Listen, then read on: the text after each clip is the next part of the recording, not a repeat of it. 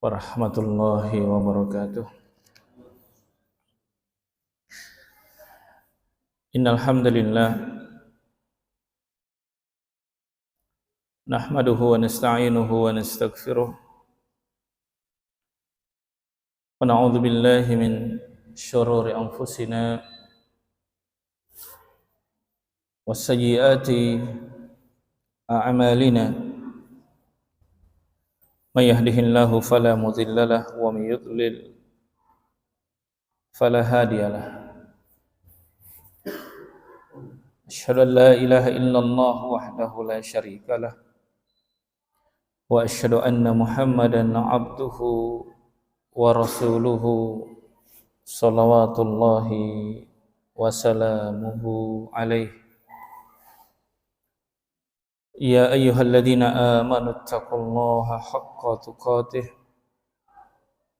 wa la tamutunna illa wa antum muslimun.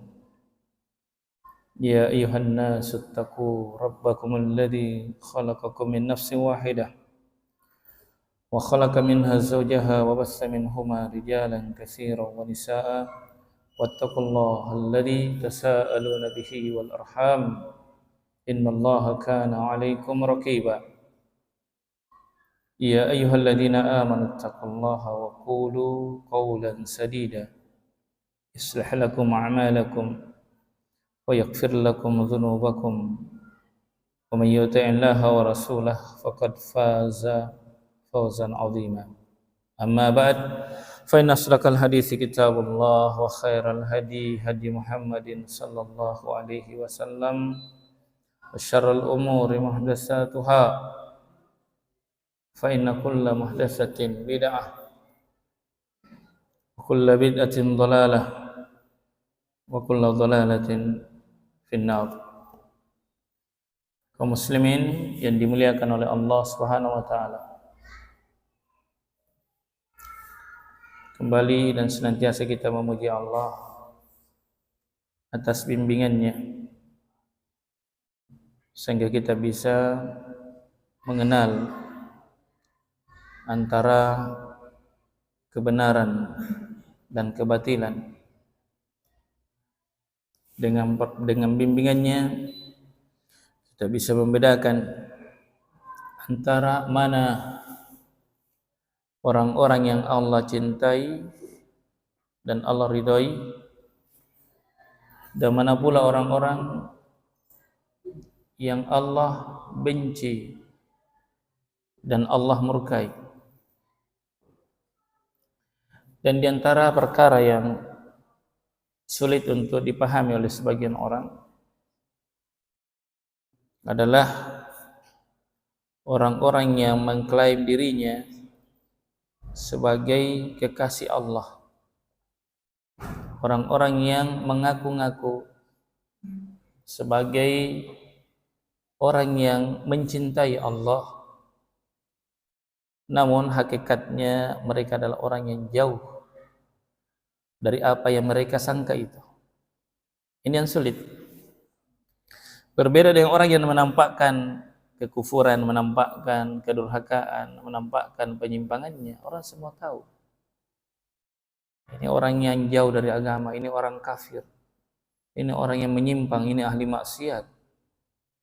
Yang sulit untuk dideteksi adalah orang-orang yang menampakkan kesalehan, nampak pada dirinya tanda-tanda kebaikan, dan dia mengaku diri sebagai orang-orang soleh, mengaku diri sebagai kekasih Allah, namun di sisi orang yang diberikan basirah, di sisi orang-orang yang diberikan ilmu wahyu oleh Allah Subhanahu wa taala, mampu mengenali mereka.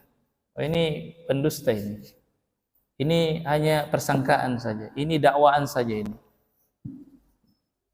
Barakallahu fikum. Dari sini pentingnya kita mengenal ciri orang-orang yang dicintai oleh Allah dan lawannya.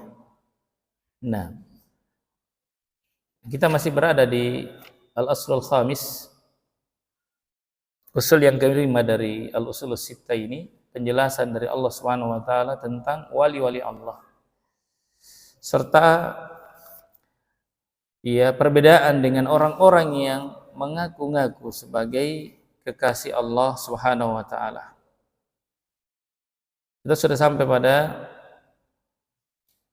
perkataan Dr. Saleh Al-Fauzan kemarin, yakni di mana mereka berkata di antara ucapan mereka, orang-orang yang mengaku sebagai waliullah, yakni nahnu na'budullah li'annana nuhibbuh. Kami adalah orang-orang yang menyembah Allah semata karena mencintainya. Ini ucapan yang kelihatan indah, dan sampai di sini itu benar. Kalimat ini benar. Kami menyembahnya karena kami mencintainya. Itu benar.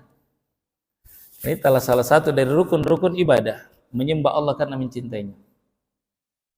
Dan cinta ini adalah ruh dari ibadah itu sendiri. Di mana ibadah menjadi cacat kalau tidak disertai dengan kecintaan kepada Allah. Cuma mencintai Allah dalam ibadah, itu baru satu rukun dari rukun-rukun yang ada. Sebagian dimaklumi bahwa rukun ibadah ada 3. Dan namanya rukun, hilang salah satunya dianggap hilang semuanya. Ini yang disalah kaprai oleh sebagian mereka. Saya maksud mereka adalah klaim-klaim bahwa kami adalah wali Allah. Namanya rukun, satu saja hilang itu tidak sah. Seperti orang sholat lupa rukuk, walau seluruh gerakan dilakukan. Sholat pada rakaat yang dia lakukan yang tidak ada rukuknya itu batal. Maka rukun ibadah sebagaimana dimaklumi ada 3. Yang pertama mencintai Allah. Yang kedua berharap kepada Allah. Ya, orang yang berakal tidak mungkin dia mau melakukan sesuatu yang tanpa ada maksud di situ. Ada sesuatu yang diharapkan. Ya kan? Ada sesuatu yang diharapkan. Ya, dan sebaik-baik pengharapan seorang hamba adalah apa yang dijanjikan oleh Rabb-nya. Kalau Allah menjanjikan sesuatu berarti boleh diambil, karena dia menjanjikan hal itu. Diambil berarti bentuk pembenaran dan ketundukan kepada yang menawarkan sesuatu itu. Allah tawarkan surga, Allah tawarkan ini, dan Allah ancam juga hamba-hambanya dengan azab, dengan neraka. Karena itu rukun yang ketiga adalah al-khauf, takut kepada Allah Subhanahu wa taala. Inilah yang diselisihi oleh mereka. Mari kita lihat lanjutan ucapan mereka. La na'buduhu khaufan min narih. Kami tidak menyembah Allah karena takut neraka. Ibnul Jauzi rahimahullah taala dalam kitab beliau Tablis Iblis belum jelaskan di situ ketidakpahamannya orang ini. Katakan saya menyembah Allah bukan karena takut neraka. Neraka itu banyak siksaannya. Dan diantara siksaan, bukan diantara, atau siksaan neraka yang paling pedih menurut penduduk neraka, itu disebutkan Ibnul Jauzi rahimahullah, adalah ketika Allah berpaling dari mereka. Allah tidak pandang mereka, Allah tidak ajak mereka cakap, bicara, dan mereka dilupakan. Itulah siksaan penduduk neraka yang paling dahsyat. Neraka jelas, siksaan neraka jelas, pedihnya, sangat pedih. Sebagaimana Allah kabarkan kepada kita semua. Tapi siksaan yang paling menyakitkan bagi penduduk neraka adalah apa tadi? Allah berpaling dari mereka. Allah tidak mau berbicara kepada mereka. Allah tidak mau membersihkan mereka. Walahum adzabun alim. Sebagaimana kita maklumi bahwa nikmat surga yang paling puncak bukan bidadari, bukan makanan dan minuman dan fasilitas yang ada di dalamnya, tapi apa? Memandang wajahnya. Kan begitu. Jadi kalau orang beribadah tidak mau surga, tidak mengharapkan surga, berarti dia tidak mengharapkan kenikmatan yang paling puncak, memandang wajahnya. Sebagaimana juga kalau ada orang yang beribadah bukan karena takut neraka, berarti ini terjadi kontradiksi. Berarti orang ini ya tidak takut Allah berpaling darinya. Ini kan tidak mungkin ya. Orang yang mencintai sesuatu maka dia takut kehilangan yang dia cintai. dia takut kekasihnya berpaling darinya, dia takut jika dia tidak dia bicara. Dan itu terjadi pada penduduk neraka. Maka orang mukmin yang mencintai Allah secara otomatis dia mengharapkan surga dan takut neraka. Maka ini keliru ini ucapan mereka. Dan ini sering kita dengar ya. Apa namanya? Ya, syair-syair kaum sufi. Kami menyembah Allah bukan karena takut neraka. Kami menyembah Allah bukan karena kami mendambakan surga. Ini salah besar. Ya, tapi siapa yang menyembah Allah karena cinta semata, ini ibadahnya kaum merdeka. Mereka juga mengatakan, barang siapa yang menyembah Allah karena mengharapkan surga, ini ibadahnya pedagang. Pedagang nanti mau kerja kalau ada untung. Ya kan? Sampai mereka katakan, bagaimana sekiranya Allah tidak ciptakan surga? Tidak mau beribadah. Ini pertanyaan salah. Pertanyaan yang salah tidak boleh dijawab. Ya kan? Ngapain dijawab pertanyaan yang salah? Pertanyaannya salah. Ya. Nasallallahu alaihi wasallam. Seperti itu. Baik, kemudian selanjutnya kata beliau, fayuqalu lahum, maka dikatakan kepada mereka, tuhibbunahu ala tariqati man, kalian mencintai Allah itu dengan caranya siapa? Ya kan? Kamu kan mengaku mencintai Allah. Cara kamu mencintai Allah itu, caranya siapa kau pakai? Kamu mencintai itu ibadah. Terus cara kamu mencintai Allah itu, caranya siapa kau pakai itu? Dengan cara yang Anda katakan tadi itu. 6. Hal tuhibbunahu ala tariqati Rasul sallallahu alaihi wasallam atau ala tariqati ghairi? Apakah kalian mencintai Allah Subhanahu wa taala dengan metodenya Nabi atau metode selainnya? Ini kita akan tanya mereka. Ya, cara kamu mencintai Allah itu caranya siapa kau pakai? Caranya Nabi atau cara selainnya? Ini pertanyaan yang harus dijawab oleh mereka. Dan hanya 2 kemungkinan jawabannya. Caranya Nabi atau bukan caranya Nabi. Kamu gitu ya? Tidak mungkin ada jawaban selain itu.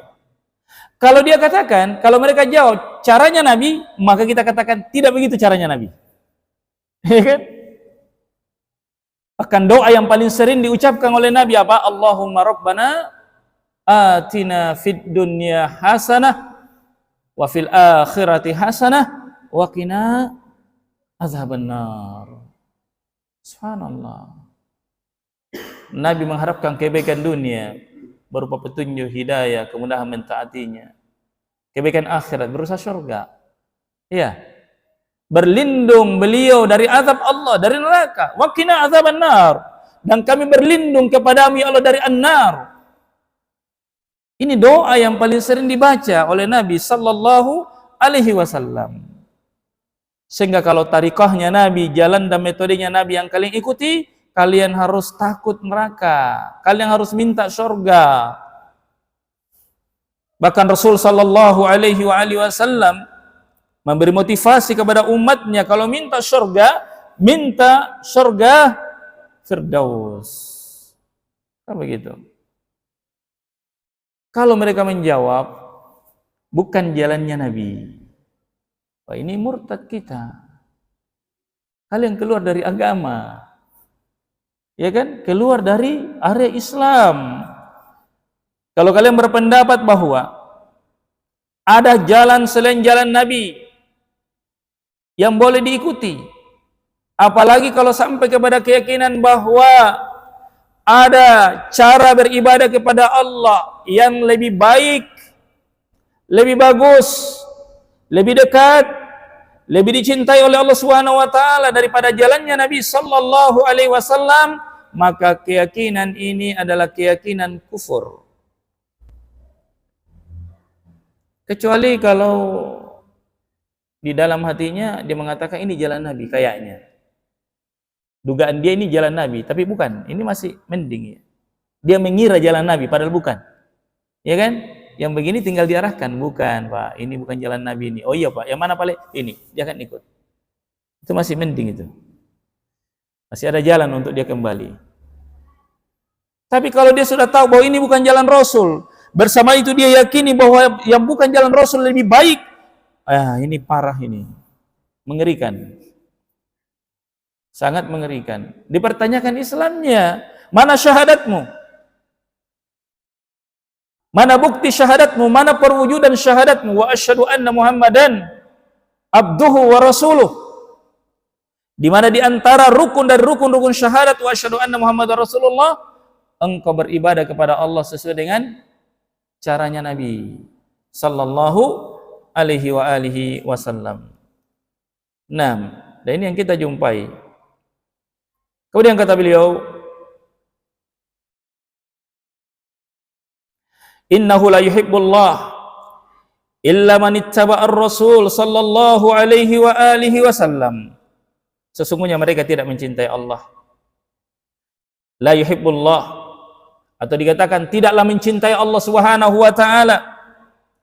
Tidaklah benar cintanya seseorang kepada Allah kecuali dengan mengikuti utusannya. Ya, ini hal yang paten ini, ya, paten sudah, tidak bisa diubah. Seperti tidak bolehnya diubah sholat subuh 2 rakaat, ya kan? Seperti tidak bisanya diubah bahwa berhaji itu di Makkah, bukan di tempat lain. Sama ini. Tidak dianggap mencintai Allah orang yang tidak mengikuti Rasul sallallahu alaihi wa alihi wasallam. Hadza huwal fasil baina auliya'ir rahman wa auliya'is syaitan. Inilah pembatas. Inilah pembeda antara waliullah dan walius syaitan. Jelas, simpel, sederhana. Tidak rumit. Bagi orang yang diberikan akal sehat, bagi orang yang diberikan hati yang bersih, mudah memahami perkara ini. Sederhana sekali. Mengikuti Rasul berarti kamu benar cintamu kepada Allah. Menyelisih jalan Rasul berarti dusta cintamu kepada Rasul. Kan begitu. Pendukung-pendukungnya sangat banyak. Wa ma atakumur rasul fakhudhuh wa ma nahakum anhu fantahu. Apa yang datang dari Nabi ambil, apa yang dilarang oleh beliau tinggalkan. Fala wa rabbik, kata Allah, demi Tuhanmu wahai Muhammad, la yu'minun, hakikatnya mereka tidak beriman, hatta yuhaqqimuka fima syajara bainahum, hingga mereka menjadikan engkau sebagai hakim, sebagai pemutus terhadap perselisihan di antara mereka. Tsumma la yajidu fi anfusihim haraja. Kemudian mereka tidak menemukan pada diri mereka rasa sempit, haraj, merasa berat terhadap keputusanmu, wa yusallimu taslima, dan mereka menerima dengan sebenar-benar penerimaan. Itu baru benar cintanya kepada Allah. Allah yang bilang. Bahkan Allah bersumpah, fala wa rabbik, dan demi Tuhan wahai Muhammad. Ini kan, ini kencang ini, tegas ini perkaranya. Demi Tuhanmu. Tidak beriman mereka. Tidak benar itu klaim keimanan mereka. Tidak benar itu klaim cinta mereka, klaim kewalian mereka, klaim kewalian guru-guru mereka. Hingga mereka menjadikan engkau sebagai hakim. Hingga mereka tidak merasa berat terhadap keputusan kamu, terhadap jalan yang engkau telah gariskan, dan mereka menerimanya dengan betul-betul penerimaan. Tidak ada. Pokoknya mereka terima dengan legowo. Kalau Nabi katakan ini, mereka ikut. Kalau Nabi katakan jangan, maka jangan. Walaupun mereka sukai. Tapi ketika Nabi memutuskan tidak boleh, maka mereka akan tinggalkan apa yang mereka suka. Contoh, Hatta hal-hal yang sederhana itu para sahabat, hatta perkara-perkara yang mubah pun mereka mengikuti Rasul, apalagi terkait perkara yang wajib. Contoh, sahabat datang, siapa? Muadz bin Jabal ya, pulang dari negeri Yaman, kan beliau diutus ya, diutus ke Yaman untuk berdakwah. Pulang ada sedikit pengaruhnya. Itu bahayanya Pak, kita masuk di lingkungan orang-orang yang kurang beres, kadang ikut sedikit asap-asapnya. Pulang, bertemu Nabi, sujud di hadapan Rasul. Kata Nabi, ada apa dengan kamu Muadz ini? Kok sujud ke saya? Ya kan? Hal yang tidak dilakukan oleh beliau dan para sahabat. Beliau juga tidak pernah lakukan sebelumnya. Nanti setelah pulang dari Yaman, ada pengaruh sedikit budaya di sana. Maka apa kata Muadz bin Jabal, ya Rasulullah, sungguh saya melihat pembesar-pembesar tokoh-tokoh di sana dimuliakan dengan cara seperti ini, dan Anda lebih layak dari mereka. Coba lihat, benar niatnya, bagus tujuannya, bagus, tapi persoalannya salah jalan, salah thariqahnya. Iya kan? Nabi katakan, sekiranya saya membolehkan seseorang sujud kepada orang lain, saya akan perintahkan perempuan-perempuan sujud ke suaminya. Artinya nggak boleh. Padahal sesuatu yang disukai oleh Muadz, dia anggap bagus, tapi setelah Nabi putuskan tidak boleh, maka dia pun meninggalkannya. Itu para sahabat. Para sahabat hingga hal-hal yang mubah. Ada sahabat yang tidak suka makan semangka. Kalau bukan semangka, mentimun, saya agak lupa ya. Bisa lihat dalam Syamahil Muhammadiyah. Tapi setelah dia lihat beliau suka makan makanan itu, maka katanya, saya pun menyukainya. Coba lihat. Sebelumnya dia tidak suka makanan itu, tapi dia lihat Nabi suka makanan itu, akhirnya dia kondisikan hatinya menyukainya. Pada perkara mubah. Itu para sahabat. Bagaimana mereka pengikutannya terhadap Nabi Sallallahu Alaihi Wasallam. Maka bagaimanapun lah orang-orang mengaku cinta kepada Allah lalu menyelisihi Rasul Sallallahu Alaihi Wasallam, maka ini adalah kedustaan, tidak benar. Nah, kemudian selanjutnya, qala al-musannif rahimahullahu taala, penulis berkata, ini Syekh Muhammad At-Tamimi rahimahullahu taala, wa ayatun fil Maidah, dan juga ayat dalam suratul Maidah yang menjelaskan tentang ciri wali-wali Allah. Karena yang lebih layak, lebih berhak, paling paham, paling mengerti tentang siapa wali adalah siapa? Allah Subhanahu wa taala. Kan begitu. Maka jika ingin, atau bagi orang yang ingin tahu siapa wali Allah, hendaknya mereka mencari tahu dari Allah Subhanahu wa taala lewat wahyunya. Maka Allah pun menjelaskan siapa wali itu. Wahya qauluh, Allah Subhanahu wa taala berfirman, ya ayyuhalladzina amanu may yartadda minkum an dinih fasawfa ya'ti Allah biqaumin yuhibbuhum wa yuhibbunah azillatin 'alal mu'minin a'izzatin 'alal kafirin yujahiduna fi sabilillah wa la yakhafuna lawmata la'im. 6. Allah mengatakan, wahai orang-orang beriman, siapa di antara kalian yang murtad dari agamanya? Siapapun yang murtad dari agama Allah, maka kelak Allah akan datangkan satu kaum. Allah akan hadirkan satu kaum. Bagaimana kondisi kaum itu? Yuhibbuhum, Allah mencintai mereka. Wa yuhibbunah, dan mereka mencintai Allah. Lihat ayat ini, didahulukan dulu pengabaran Allah mencintai mereka, karena ini yang paling pokok, ini yang paling penting. Bagaimana dicintai oleh Allah, bukan bagaimana mencintai Allah. Karena kalau klaim mencintai Allah, banyak orang mengaku mencintai Allah, tapi belum tentu dicintai sama Allah. Makanya Allah sebutkan perkara yang paling urgen. Mereka adalah orang-orang yang Allah mencintai mereka. Baru disebutkan sifat berikutnya, dan mereka mencintai Allah. Kenapa digandengkan hal ini? Karena tidak mungkin ada orang yang dicintai oleh Allah sementara dia membenci Allah. Tidak mungkin itu. Ya kan? Hal yang mustahil itu. Siapa yang dicintai oleh Allah, pasti orang yang dicintai oleh Allah itu mencintai Allah. Beda manusia ya. Beda. Kadang ada orang yang kita cintai tapi dia tidak cintai. Ada kadang seorang suami cintai sekali istrinya, tapi istrinya benci sama dia. Ada? Ada. Ada begitu, bertepuk sebelah tangan ada kan? Ada. Nah, itu terjadi juga di zaman Nabi sallallahu alaihi wasallam. Siapa nama perempuan itu? Barirah. Iya. Iya kan? Dan di awalnya budak, lalu dibebaskan oleh Aisyah radhiyallahu anha. Setelah dibebaskan tidak mau sama suaminya. Budak, dia merdeka. Lalu suaminya ngejar-ngejar dia, nangis dia, sampai basah jenggotnya karena sedih ditinggalkan sama istrinya. Begitu sangat cinta dia sama si istrinya. Si istri sudah tidak cinta sama dia.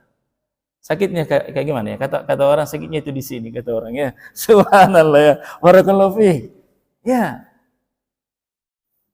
Lalu Nabi kasihan sama orang ini, dipanggil istrinya, kembali maka sama suamimu, kasihan lihat itu.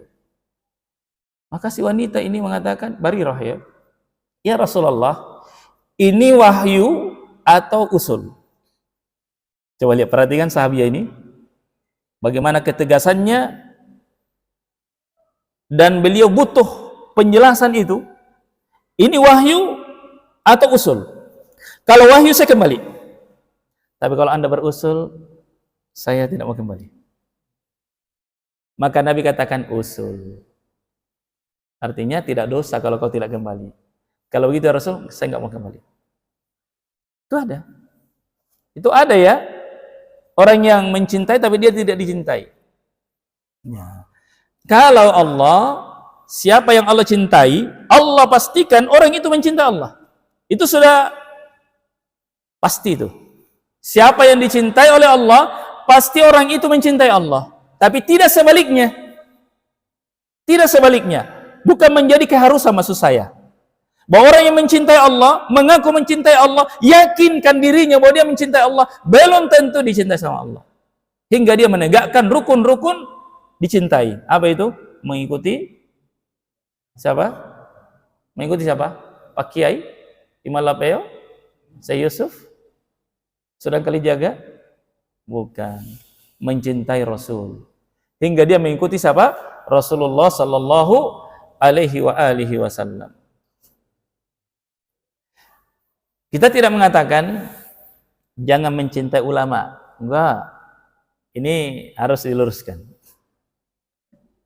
Apa yang kita katakan ini bukan berarti jangan dimuliakan ulama, jangan muliakan Imam Lapeo, jangan muliakan Syekh Yusuf, enggak, bukan begitu maksudnya. Ini harus diluruskan perkaranya. Karena ini kadang mereka lewat pintu ini menyerang kita.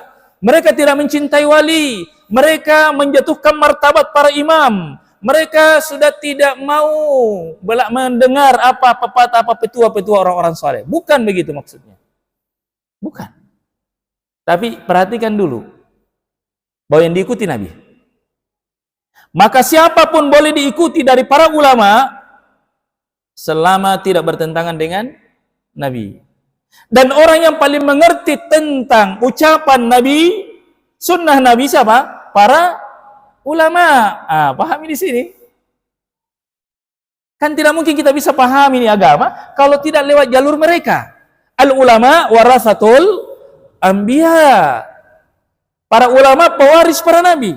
Dari mereka kita kenal sunnah, dari mereka kita kenal akidah. Tapi jamaah sekalian, ketika ulama ini ada yang menyelisih ucapan Nabi, tidak boleh diikuti. Tapi juga hal yang perlu kita ingatkan, bahwa para ulama tidak ada silang pendapat dalam perkara yang pokok, dalam perkara akidah. Selama mereka ulama ahlus sunnah, selama mereka ulama-ulama yang benar keulamaannya, maka tidak akan dijumpai adanya perselisihan mereka dalam perkara yang pokok. dalam perkara yang pokok. Seperti yang dikatakan oleh Al-Imam Al-Bukhari. Saya berguru kepada lebih 1000 guru. 1080 sekian, saya lupa. 82 atau 85. Yang jelas beliau punya guru lebih 1000. Lalu beliau mengatakan, semua guru saya mengatakan iman itu adalah qaulun wa amal. Iman itu ucapan. Iman itu amalan. Amalan hati dan amalan badan. Itu ulama yang benar. Artinya apa? Disepakati oleh para ulama tentang akidah, tidak ada silang pendapat di situ. Ya, mereka berbeda biasanya dalam hal-hal yang cabang. Kecuali ulama-ulama yang ulama-ulama yang mengaku sebagai ulama tapi bukan ulama. Dan telah kita sebutkan ya di kaidah-kaidah sebelumnya. Baik. Kaum muslimin yang dimuliakan oleh Allah Subhanahu wa taala. Maka mari kita lihat di sini ciri wali yang pertama. Ciri mereka yang pertama apa? Mereka dicintai sama Allah. Mereka mencintai Allah. Ciri berikutnya, adzillatin 'alal mu'minin. Penuh kasih kepada orang beriman. Loyal kepada orang beriman. Cinta kepada orang beriman. Menginginkan kebaikan kepada orang beriman. Kemudian ciri selanjutnya, a'izzatin 'alal kafirin. Keras kepada orang kafir. Tegas kepada orang-orang kafir. Tidak mengikuti apa yang menjadi keyakinan orang kafir. Ciri khas orang kafir. Nah, sehingga para sahabat itu ya sesuai dengan didikan Nabi sallallahu alaihi wasallam itu banyak hal yang awalnya mirip kemudian diubah oleh Nabi sallallahu alaihi wasallam. Termasuk dalam hal diubahnya kiblat. Ya kan? Karena Baitul Maqdis menjadi kiblat orang-orang juga sebelumnya. Lalu kemudian Allah mengubah kiblat ke kiblat yang lebih bagus, yakni ke Ka'bah. Dalam rangka menyelisihi orang-orang di luar Islam. Demikian pula dalam hal ibadah. Ya, umat Islam ada syariat sahurnya. Orang-orang sebelumnya enggak ada syariat sahur. Itu dalam rangka menyelisihi mereka. Maka kita dianjurkan untuk bersegera berbuka. Dan mereka tidak menyerahkan berbuka. Dan banyak hal dalam agama, ya, ini dalam rangka menyelisih orang-orang kafir. Nah, maka orang-orang mukmin keras kepada orang-orang kafir. Kemudian selanjutnya, yujahiduna fi sabilillah. Mereka berjihad di jalan Allah Subhanahu wa taala. Ciri berikutnya, wala yakhafuna laumata laim. Mereka tidak takut celaan orang-orang yang suka mencela. Ini ciri wali. Pertama apa? Mereka adalah orang-orang yang dicintai oleh Allah. Mereka adalah orang-orang yang mencintai Allah. Yang kedua, loyal kepada orang beriman. Berikutnya yang keempat, keras kepada orang-orang kafir. Yang kelima, berjihad di jalan Allah. Atau kalau mau digabungkan yang pertama dan kedua jadi satu, maka yang kelima adalah mereka tidak takut celaan orang-orang yang suka mencela. Dalam artian, mereka akan tetap jalankan perintah Allah, syariat Allah sekalipun orang-orang suka mencela. Sekalipun dicela oleh orang-orang. Dan telah berlaku para nabi dan rasul dan pengikut mereka dicela oleh orang-orang yang suka mencela. Maka bahaya kalau ada seorang dai yang takut dicela. Bahaya nih kalau saya sampaikan kebenaran, nanti dicela orang, nanti dimusuhi orang, nanti tidak disukai orang. Maka ini bukan ciri wali-wali Allah Subhanahu wa taala. Mereka tetap menyampaikan kebenaran. Baik, jemaah sekalian, saya hormati dan saya muliakan. Kemudian berkata Dr. Shalih Fauzan hafizallahu taala, hadhihi sifatu auliyaillah. Inilah sifat-sifat wali-wali Allah Subhanahu wa taala. Annahum yuhibbunallah wa yuhibbuhumullah. Mereka adalah orang-orang yang mencintai Allah Subhanahu wa taala dan Allah mencintai mereka.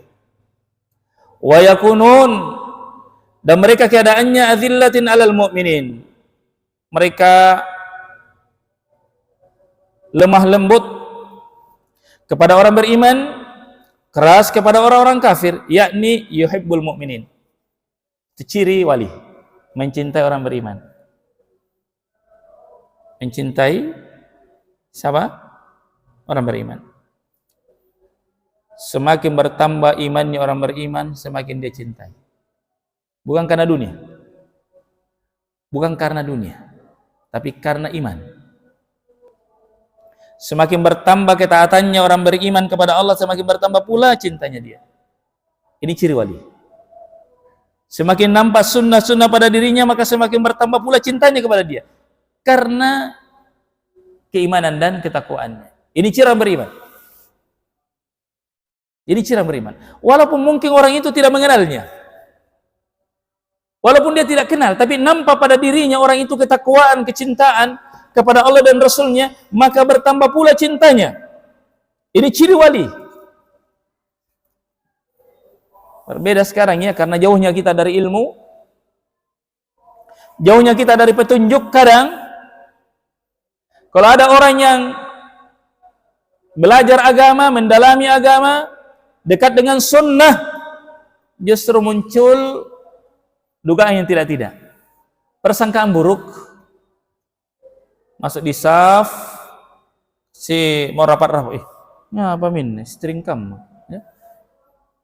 Orang mau menghidupkan sunnah dianggap ekstrim. Ya, kalau kita mau rapatkan, tarik kaki. Kalau sudah tarik begitu, jangan juga dikejar, biarkan sudah. Ini batas kita itu berdiri sesuai dengan ukuran bahu ke bawah. Kalau nak ambil kakinya, nggak usah dikejar. Begini nanti sholat itu. Atau begini satu kakinya, jule, tidak nyaman ya. Ambil batasnya, nggak usah keluar dari area. Ada sebagian orang terlalu terlalu melampaui batas juga. Nambil area tak. Jadi kita kayak begini, padahal kita motonya juga kasih rapat, tapi karena terlalu nambil, kita akhirnya yang terpojok. Jangan. Batasnya Anda itu nggak boleh melewati bahu Anda. Jangan. Seperti itu. Jadi dalam menghidupkan sunnah juga nggak boleh juga berlebihan, dan bukan mengikuti sunnah kalau berlebihan. Tapi jangan juga kurang, terlalu jauh masuk. Ada orang sebagian kasih berdirinya itu rapat, kayak mau rapat begini, kayak orang mau berbaris. Keluar sedikit. Tapi jangan juga terlalu longgar. Kan seperti itu. Semua ada takarannya. Barakallahu fiik. Jawab sekalian, saya hormati dan saya muliakan. Kemudian kata beliau, wa fihim wala'ul lil mu'minin. Mereka punya kecintaan, loyalitas kepada orang beriman. Wa fihim bughdun wa bara'u minal musyrikin. Para wali itu pada diri mereka ada kebencian dan berlepas diri dari orang-orang musyrikin. Ini para wali. Kan disebutkan dalam Quran, la tajidu qauman yu'minuna billahi wal yaumil akhir. Kamu tidak akan pernah menjumpai satu kaum, wahai Muhammad, yang beriman kepada Allah dan hari akhirat. Ya kan? La tajidu qauman yu'minuna billahi wal yaumil akhir yuwadduna. Mereka berkasih sayang man haddallahu wa rasulah. Dengan orang-orang yang memusuhi Allah dan Rasulnya, walau kanu aba'ahum. Walau mereka adalah bapak-bapak mereka. Atau abana'ahum, atau ikhwanahum. Atau anak-anak mereka, atau saudara-saudara mereka. Atau asyiratahum. Atau keluarga mereka. Ulaika kataba alaihimul iman. Ulaika kataba alaihimul iman. Apa ayatnya? Wa ayyadahum biruhum min. Wa yudkhilum jannatin tajri min tahtiha al-anhar, dan seterusnya. Ulaika hizbullah, ala inna hizballahumul muflihun. Ini ciri dari wali-wali Allah Subhanahu wa taala. Mereka tidak berkasih sayang dengan orang-orang kafir sekalipun mereka adalah bapak mereka. Nah, sekalipun mereka adalah keluarga mereka. Kemudian kata beliau, hafizallahu taala,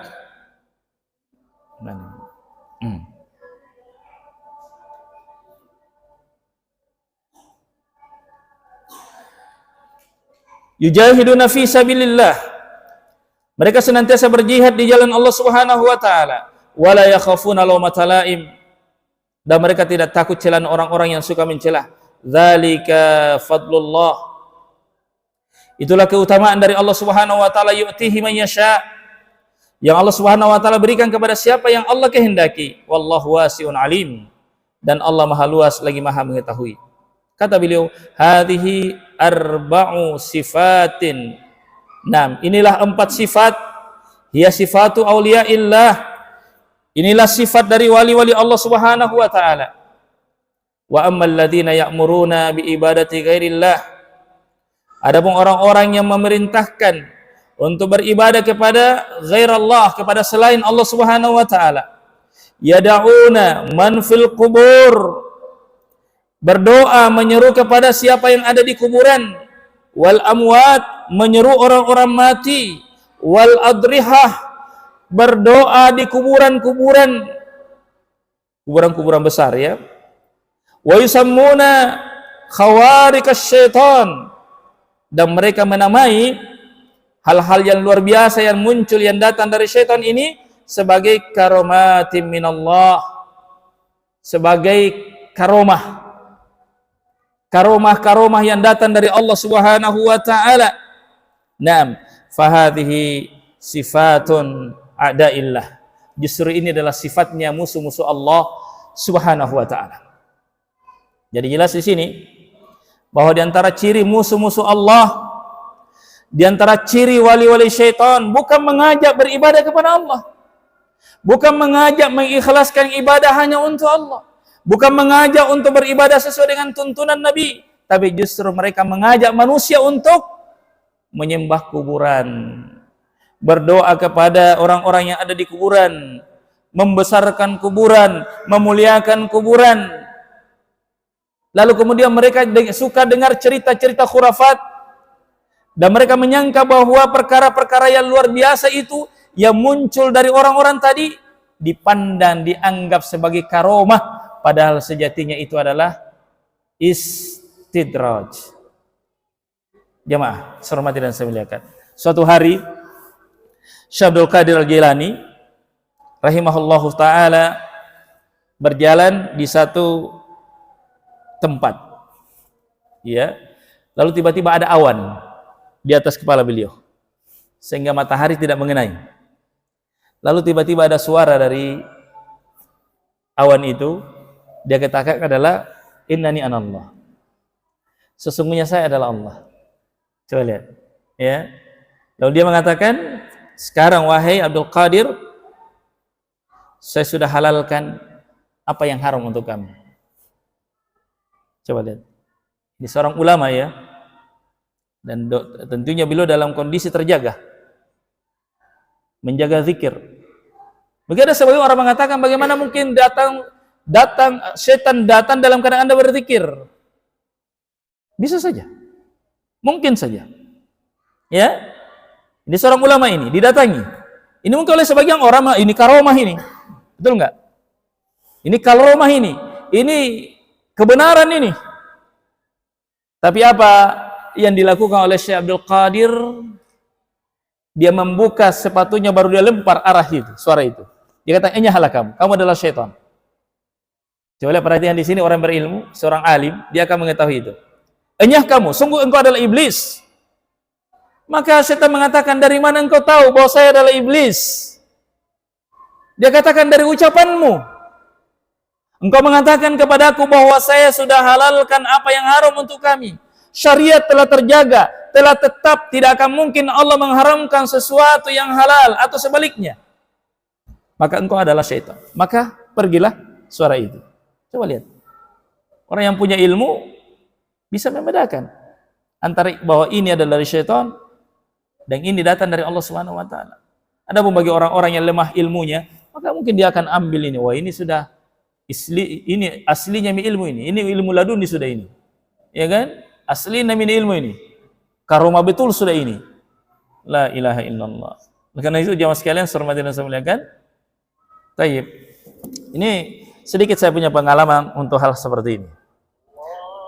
Saya tambahkan ya, karena ini menarik untuk sedikit ditambahkan. Di jalan Andi Pangeran Petarani. Jadi waktu itu itulah karena kebodohan kita. Kalau kita dulunya dari dari organisasi Islam, saya nggak usah sebut namanya. Petingginya, tokoh-tokohnya saya ikut di situ.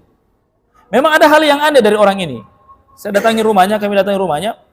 Orang ini sedikit-sedikit sujud. Sedikit-sedikit sujud. Dan keluar aroma yang harum dari tubuhnya. Saya cerita karena saya langsung rasakan itu. Aroma yang harum.